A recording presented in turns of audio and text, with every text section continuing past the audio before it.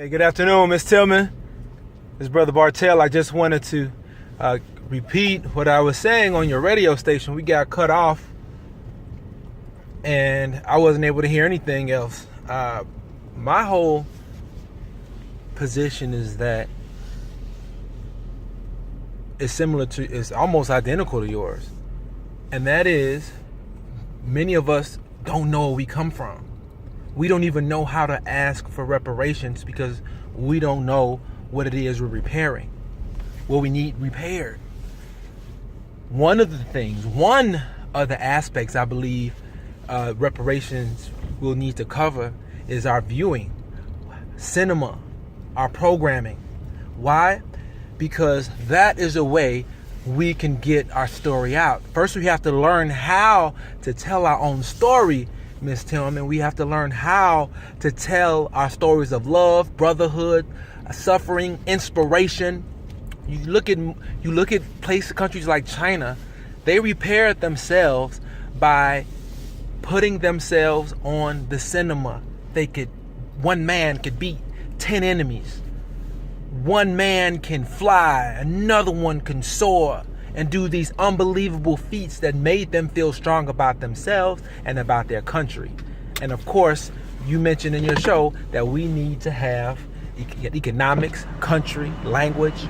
Well, and I personally believe, Ms. Tillman, that this is one of the answers to getting people's minds on one accord. You said this morning that we're not on one accord.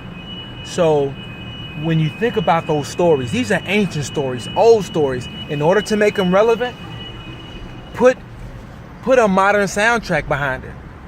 Put a modern soundtrack behind the love story of Africans before whites touched Africa, before whites returned and came to Africa and began to poison it.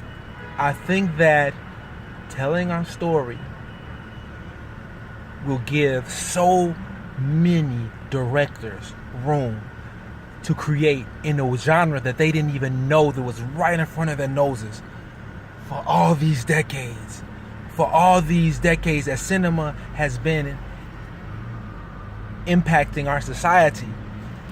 So many directors, black directors, who will be able to gain consciousness, a better sense of creativity, a sense of purpose, just by learning how to tell our story.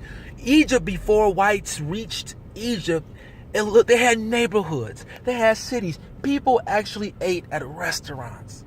They paid for lodging. And not only in Egypt, the places like the Great Zimbabwe, Timbuktu. What did those universities look like? Let's tell a story of a kid having to go off to college, to the University of Timbuktu, and leave his town, leave his village, okay? That's a journey in of itself. Him having to grow up, do well in Timbuktu, and come back home and give that new knowledge to his neighborhood. The girls that he met, the other fellas that he met, the triumphs that he has had to experience just to be the man that he wanted to become. There's so many stories in Africa, and not even just in Africa, South America, New Zealand. What about the story of blacks boating to what we now call the Samoan and Hawaiian Islands? What about the journeys from blacks from the continent to New Zealand? These are these amazing, epic journeys. The animals that they had to be smart to the different people they had to be smart to maneuver, that they taught. What about the black men that influenced martial arts? These are amazing stories that could be started off as B-movies. They can start off as B-movies that you would think, but the best B-movies forever. Like, B-movie would have a whole nother reception when you mention the word B-movie. It would mean the best movie. It would mean black movies. It would mean like brilliant movies.